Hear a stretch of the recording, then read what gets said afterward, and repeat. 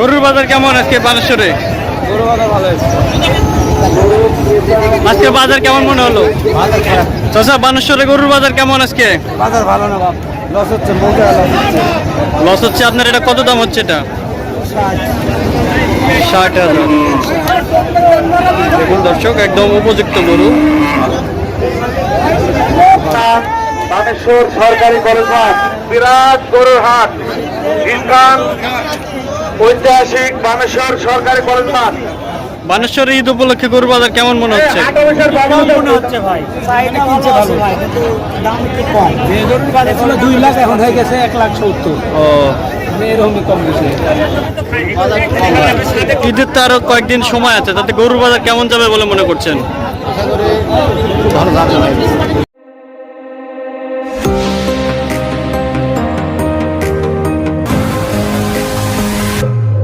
পাঁচি TV